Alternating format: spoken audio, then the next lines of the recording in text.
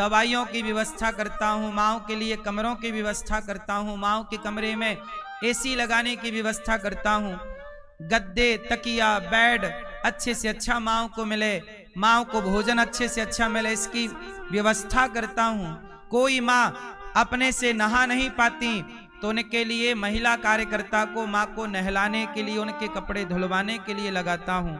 तो मैं भी कर्म करता हूँ, पर मेरे कर्म में बताओ पाप है कि पुण्य है?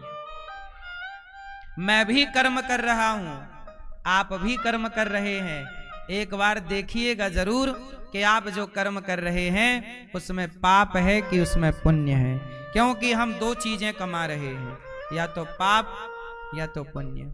इसलिए मेरी माँ क्या बड़ा हुआ? कर्म। और धर्म में क्या बड़ा? क्या क्या बड़ा? धर्म बड़ा है। धर्म के हिसाब से कर्म करना चाहिए। यदि आपके कर्म में धर्म है तब वो कर्म श्रेष्ठ माना जाएगा। यदि आपके कर्म में धर्म नहीं है तो आपका कर्म श्रेष्ठ नहीं। इसलिए ट्रक के पीछे लिखा ज्ञान आधा है। ट्रक में लिखा रहता है कर्म ही पूजा है, लेकिन उसकी आधी लाइन उसमें लिखी नहीं है। आधी लाइन ये है कि धर्म से किया गया कर्म, धर्म युक्त कर्म ही पूजा है। धर्म युक्त कर्म ही तब पूजा बनेगा कर्म, जब वो धर्म युक्त होगा। समझ में आई? हाँ। तो गोपियां सब छोड़कर आज की रात्रि को आई और कृष्ण से कहती हैं कि आप हमें स्वीकार कर लीजिए। तब भगवान ने गोपियों को स्वीकार किया और उनके साथ दिव्य रास रचाया। रास में क्या हुआ? भगवान गोपियों के संग रास रचा रहे। आज रात्रि को यहाँ रास का प्रोग्राम भी है। आप 7, 7:30 बजे से आके सब देखिएगा, आनंद लीजिएगा। तो आज यहाँ पर उत्सव भी है। रात्रि को शरद पूर्णिमा का उत्सव। हम आपको रास का जरा सा अर्थ समझा दें, फिर हम आपको बाल लीला की ओर लेकर चलें। रास में क्या हुआ? भगवान अपनी गोपियों से मिले, भक्त और भगवान का मिलन हुआ। उस मिलन में मिलन का सुख भी था और विरह का दुख भी था। भगवान छोड़कर चले गए तो जाने का दुख और मिलने का सुख दोनों था। सब प्रकार के रस हैं, वही है रास। रास में क्या हुआ था? भगवान कृष्ण ने क्या किया? गोपियों के संग रास रचाया। बताओ ये गोपी कौन है? गोपी किसे कहते हैं? बताओ बेटा, गोपी किसे कहते हैं? हैं? किसको?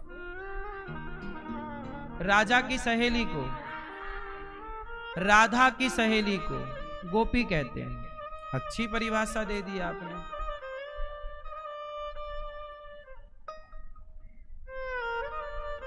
राधा की सहेली को गोपी कहते हैं, ऐसी परिभाषा बच्चों ने दे दी। आप बताओ मैया, गोपी किसे कहते हैं? हैं? किसे कहते हैं गोपी? गो मतलब होता है, गो मतलब इंद्रियां। गोपी, गो मतलब इंद्रियां। गो मतलब हमारी इंद्रियां है ना। कितनी इंद्रियां होती हैं? 10। 5 ज्ञानेंद्री, 5 कर्मेंद्री। आंख से देखने का ज्ञान, कान से सुनने का ज्ञान, नाक से सूंघने का ज्ञान, जिह्वा से स्वाद का ज्ञान, चमड़ी से स्पर्श का ज्ञान, हाथ से कर्म होगा, लेने देने का कर्म। इंद्रियां 10, 5 ज्ञानेंद्री जिनसे ज्ञान, और 5 कर्मेंद्री कर्म, हाथ से लेने देने का कर्म, पांव से चलने फिरने का कर्म, मुंह से बोलने बताने का कर्म, और मूत्र द्वार और मल द्वार, मलमूत्र के द्वार, टोटल 3 मुख 1, हाथ 2, पांव 3 और मल मूत्र के द्वार टोटल 5। इनसे कर्म होता है 5 कर्म, 5 ज्ञान तो 5 ज्ञान इंद्री, टोटल 10 इंद्री। इन 10 इंद्रियों के ऊपर होता है मन, मन इन्हें कंट्रोल करता है। तो आपको हम ये निवेदन कर रहे थे कि देखो रास में गोपियां आई तो गोपी, गो मतलब इंद्रियां, गो मतलब पी मतलब अपनी वासनाओं को, अपनी इच्छाओं को जो समाप्त कर दे, पी जाए। दवाई पी के आपने फिनिश कर दी। मां क्या बोलती है? दवाई पी लो फिनिश। गोपियां किसे कहते हैं? जिसने अपने भीतर की सारी इच्छाओं को, कामनाओं को जिसने समाप्त कर दिया, वो गोपी है, चाहे वो पुरुष हो या स्त्री हो। जब रास हुआ तो रास में शंकर जी क्या बनकर आए? गोपी बनकर आए। तो रास जब हुआ तो भगवान कृष्ण ने रास में केवल गोपियों के संग रास नहीं, गोपी का अर्थ केवल स्त्री नहीं, जो गोपी की तरह निष्काम हो। गोपी मतलब निष्काम, कोई कामना ना हो। जब तक आपके अंदर कामना है, बेटे की कामना, धन की कामना, परिवार की कामना, तब तक आप गोपी नहीं हो सकते। और जब तक गोपी नहीं होंगे तब तक भगवान का मिलना नहीं होगा। भगवान गोपियों को मिलते हैं। और गोपी कौन? जो निष्काम है। गोपी कौन? जो कोई कामना नहीं, उसे गोपी कहते हैं। इसलिए आप भी गोपी बनेंगे तब आपको भगवत प्राप्ति होगी। इसलिए कहते हैं मरने से पहले निष्काम हो जाइए, कोई कामना ना हो। बताओ, हनुमान जी के अंदर कोई कामना है? कुछ चाहते हैं? इसलिए वृंदावन में हनुमान जी भी गोपी बन के रहते हैं, शंकर जी भी गोपी बनकर रहते हैं। इसलिए मेरी मां, ये जो रास है, रास का मतलब है जीवात्मा और परमात्मा का मिलन। लेकिन बॉलीवुड ने इस रास में भगवान श्री कृष्ण को बदनाम करने के लिए सेंटेंस घुसा दिया। आप लोग भी कहते हैं कि तुम करो तो रास लीला, हम करें तो कैरेक्टर ढीला। क्या मतलब है इसका? क्या भगवान श्री कृष्ण का कैरेक्टर ढीला था? तो आप लोग अभी हंसे किस पर? किस पर? भगवान कृष्ण पर ही तो हंसे। किस पर? नहीं, बॉलीवुड पर थोड़ी हंसे आप। आपको पता ही नहीं कि आप जो हंसे वो हंसी किसके लिए थी। भाई आप क्या बोल रहे हैं? तुम करो तो रास लीला और हम करें तो कैरेक्टर ढीला। तो कैरेक्टर ढीला को जोड़ा किससे? रास लीला से। तो रास लीला भगवान कृष्ण की लीला है। तो क्या रास लीला में क्या भगवान कृष्ण का कोई कैरेक्टर ढीला था? नहीं।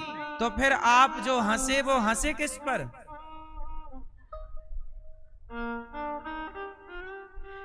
इसमें गलती आपकी इसलिए है क्योंकि आपने बॉलीवुड की हर गंदगी को स्वीकार कर लिया। ये डायलॉग किसका है? बॉलीवुड के द्वारा परोसा गया।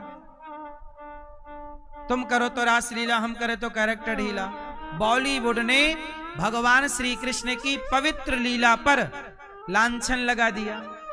सीता मां पर तो तब लांछन लगा था, अयोध्या के कुछ लोगों ने, प्रजा ने लांछन लगाया। लेकिन आज हमारे और आपके सामने भी भगवान श्री कृष्ण की लीला पर क्या ये लांछन नहीं है? अरे रास लीला क्या है? ये जीवात्मा, मैं जब भजन करूंगा, मीराबाई ने भक्ति की, मीराबाई ने भगवान को किस रूप से चाहा? पति रूप से, पति भाव से भजा। क्या बोला मीरा ने कि मेरे पति बनेंगे, मेरे पति हैं। अब बताओ, जब मीरा ने कृष्ण को पति के रूप में भजा तो भगवान उन्हें पति के रूप में प्राप्त होंगे कि नहीं? वही मीरा अगले जन्म में द्वापर में गोपी बनेगी। और ऐसी तमाम मीराएं, तमाम वो पुरुष, वो स्त्रियां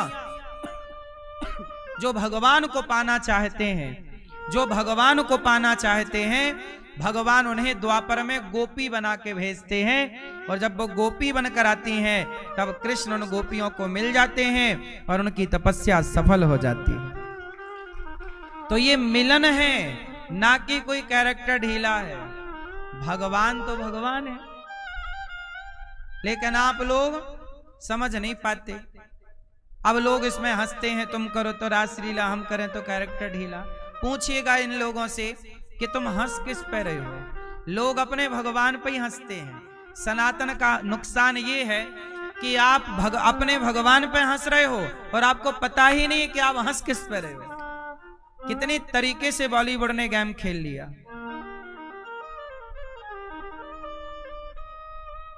बोलो हाँ।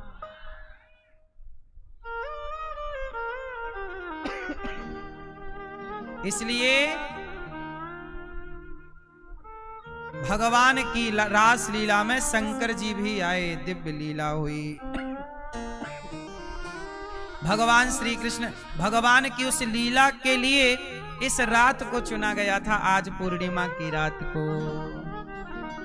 आज भगवान कृष्ण का, कल आपने सुना, प्रकट हुए भगवान। भगवान जन्म नहीं लेते। भगवान क्या होते हैं? क्या होते हैं मेरी माँ? भय प्रगट कृपाला दीन दयाला, हर्षित महतारी मुनि मनहारी, अद्भुत रूप विचारी। भगवान प्रकट हो गए। जब प्रकट हुए तो वसुदेव जी भगवान को लेकर कहां गए? भगवान श्री कृष्ण कहां प्रकट हुए? बच्चे बताएंगे। कहां प्रकट हुए बेटा? कहां, कौन सा स्थान था? आगरा, ग्वालियर, झारखंड, मथुरा, कहां? भगवान कृष्ण के पिता कौन? वासुदेव तो कृष्ण का नाम है। वसुदेव, वसुदेव के पुत्र वासुदेव। वसुदेव कृष्ण के पिता का नाम है और वासुदेव भगवान कृष्ण का नाम है। वसुदेव नंदन वासुदेव। तो किनके पुत्र हैं? वसुदेव जी के माता का नाम माता देवकी। भगवान प्रकट हुए, भगवान को लेकर वसुदेव जी चले। जब चले तो पांव की बेड़ियां अपने आप, हाथ की हथकड़ियां अपने आप, पहरेदार अपने आप। क्या संकेत है? जो भगवान कृष्ण को लेकर चलेगा, जो भगवान को हृदय में धारण करेगा, वो संसार के हर बंधन से मुक्त हो जाएगा। जैसे वसुदेव जी जेल के कारागार से, अच्छा, श्री कृष्ण को यशोदा के पास रखा। यशोदा ने कन्या को जन्म दिया था। उस कन्या को लेकर जब आए तो वसुदेव जी फिर बंधन में, जो भगवान को लेकर चलेगा वो तो बंधन से मुक्त हो जाएगा, और जो भगवान को छोड़ देगा वो फिर बंधन में। वसुदेव जी पुनः बंधन में इसलिए बंध गए क्योंकि उन्होंने भगवान को, इसलिए कहता हूं मेरी मां, भगवान को लेकर ऐसे चलो कि कभी छूटे ना। इसलिए कहता हूं काम करिए। आप लोग ना पैसे कमाने में इतने बिजी हो जाते हैं कि भगवान को छोड़ देते हैं, भूल जाते हैं। भगवान को छोड़ दिया। बोलो हाँ। इसलिए कहता हूं काम करो, परिवार में रहो, पर परिवार से बंध के ना रहो। पैसे कमाओ पर पैसे से बंधो मत। बंधो किससे? भगवान से। भगवान से बंधे रहो, भगवान से बंध करके संसार के काम करो। पतंग आकाश में उड़ती है पर बंधी रहती है एक धागे से। यदि वो धागे से ना बंधी रहे तो पतंग कभी आकाश में नहीं उड़ सकती। ऐसे ही जो भगवान से बंध करके आगे चलते हैं वो पतंग की तरह आकाश में उड़ते हैं, ऊपर जाते हैं, ऊंचाइयों तक पहुंचते हैं। और जो ईश्वर से नहीं बंधते, संसार से क्या बंधोगे? पत्नी से बंधोगे तो दुर्गति हो जाएगी, संसार से पति से बंधोगे दुर्गति होगी। पैसे, कल हमने सुनाया ना कि भरत जी मरते समय एक मृग से बंध गए, मृग से मोह कर लिया, उन्हें मृग बनना पड़ा। मरते समय आपका मन कहीं संसार में लग गया, संसार से बंध गए तो आपको संसार की ठोकर खाने आनी पड़ेगी। इसलिए कहता हूं हम यहां बंधने आए ही नहीं, इस संसार में भगवान ने हमें मुक्त होने के लिए भेजा है। जाओ मुक्ति को ढूंढ के लाओ। समुद्र में उतरता है गोताखोर, क्या ढूंढने उतरता है? मोती। ऐसे ही भगवान ने सागर में आपको भेजा। इस संसार भी एक सागर है, इस संसार के समुद्र में आपको भेजा है। जाओ मुक्ति का मोती ढूंढ के लाओ। किसे मिलता है? इतने लोग आए संसार में, देखता हूं कि किसे मिलता है वो मुक्ति का मोती। मैया आप ढूंढ पाओगी मुक्ति का मोती? आप तो बंधी हो मेरी मां, अब खुल गई, अभी अभी खुली हो। क्यों? चलो फायदा हो गया आपका, कम से कम यहां के खुल तो गई। आप लोग बंधे हो कि खुले हो? ले खुल गए बच्चे भी। यही है, कथा से देखो मुक्ति जीते जी मिल गई कि नहीं। लोग कहते हैं भागवत से मुक्ति मिलती है क्या? हाँ, आपको मिली कि नहीं? यही मुक्ति है, ज्ञान हो जाना ही मोक्ष है। पहचान पा लेना। अब लोग पहचानते नहीं कि मोक्ष क्या है, मुक्ति क्या है। अब खुल रहे। अब देखो ऐसा है, देखो एक बार ना कुछ लोगों ने भांग पी। भांग, मैया भांग जानती हो? आप पीती हो भांग? नहीं पीती नहीं हो तो जानती कैसे हो? शिवरात्रि पीती हो? हाँ? एक बार कुछ लोगों ने पी रखी भांग और भांग पी के बैठे नाव में। और घटना थी मथुरा की। मथुरा में कुछ भंगेड़ी भांग पी करके नाव में बैठे और बोले कि चलो आज हम नाव से प्रयागराज चलते हैं, क्योंकि यमुना जी प्रयागराज जाती हैं मथुरा से। तो बोले चलो नदी के रास्ते प्रयागराज चलते हैं। प्रयागराज में कुंभ का मेला लगा था, तो नाव में बैठे भंगेड़ी और भांग पी के पूरी रात नाव चलाई। नाव चल रही है, हिल रही है, डुल रही है। सवेरा हुआ, कुछ लोग नहा रहे थे यमुना जी में, तो भंगेड़ियों की भांग भी छोड़ा उतर गई। पूछा भाई साहब क्या हम प्रयागराज आ गए?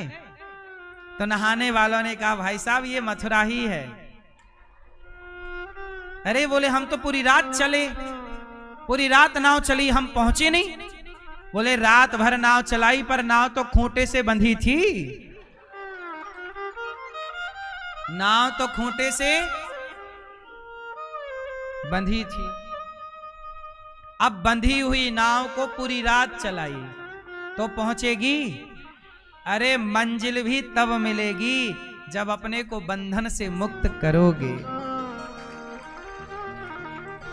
बिना खोले जब नाव नहीं पहुंचती कहीं, तो बिना अपने मन को संसार से खोले हुए आपका मन और आप कहां पहुंचोगे। इसलिए मन को सबसे खोलो और मन को भगवान में लगाओ, तब मंजिल मिलेगी। वरना यहां मन लगा है तो फिर अब जैसे आप वृंदावन में हो पर मन लगा घर में, मन लगा संसार में, तो यहां होने का कोई अर्थ नहीं यदि मन वहां है तो। इसलिए पहला बंधन किसका है? मन का। मन के हारे हार है, मन के जीते जीत, मन ही मिलावत राम से और मन ही करत फजीत। मन की गति है अटपटी, झटपट लखे न कोय, और मन की जब खटपट मिटे तो झटपट दर्शन होए। पूरा खेल मन का है। मन लग गया सही जगह तो आप सही हो गए, मन लग गया गलत जगह तो आप गलत हो गए। आप ना सही थे ना आप गलत थे, आपका मन सही या गलत होता है। व्यक्ति सही या गलत नहीं होता। सही गलत कौन होता है? बोलो। इसलिए समझदार लोग अपने मन को अपने कंट्रोल में रखते हैं और मूर्ख लोग मन में बह जाते हैं। यदि मन के साथ बह जाओगे, मन को कंट्रोल, मन को कंट्रोल। यदि आपने, अच्छा ये बताओ, मन की बात माननी चाहिए कि नहीं माननी चाहिए? बोलो। मन की बात माने कि नहीं? बेटा मन की माने कि नहीं? पीछे मैया सो गई क्या? मेरी माँ चश्मा वाली मैया सो गई, आप मेरी माँ। सुनो, मन की बात माने कि ना माने? हैं? मन की मत मानियो। यदि आप मन की माने तो मन आपका कहां जाता है? सामने वाली खिड़की में एक चांद का टुकड़ा रहता है।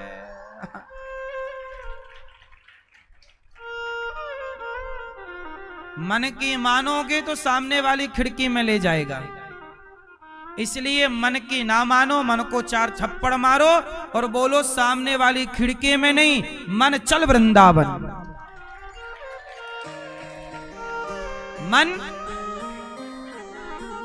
मन चल रे वृंदावन धाम, जपेंगे मिलेंगे राधे श्याम कहेंगे। तो मन कहां जाए? वृंदावन। मन अयोध्या जाए, मन भगवान के चरणों में, मन गीता में जाए, मन रामायण में जाए, मन माँ बाप की सेवा में जाए, मन पढ़ाई में जाए, मन सामने वाली खिड़की में बिल्कुल ना जाए। बोलो हाँ।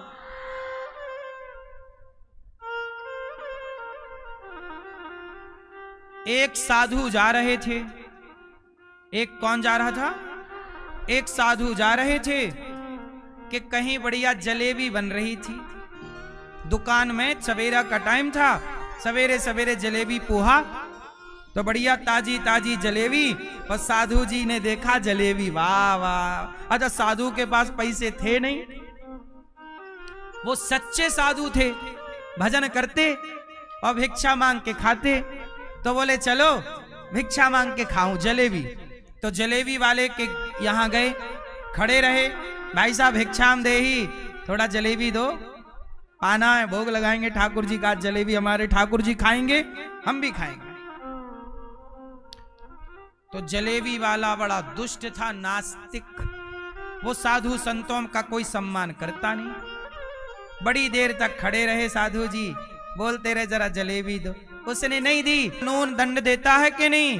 तो जब आपका मन आपको गलती कराता है, गलत ले जाता है, तो आप अपने मन को दंडित क्यों नहीं करते? दंड दोगे तो मन सुधर जाएगा। आप दंड नहीं देते, इसलिए आपका मन आपके सिर पे नाच रहा। संत जी ने कहा चल, जलेबी खाने का मन था ना, अब गोबर खा। ठूसा आ करने लगा मन।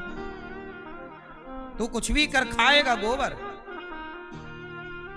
ये मन को क्या था? दंड था। जब गलती आपने की है तो सजा आपको मिलनी चाहिए। गलती आपने आपसे ही की है तो सजा भी आपको आपसे ही मिलनी चाहिए। यही न्याय है।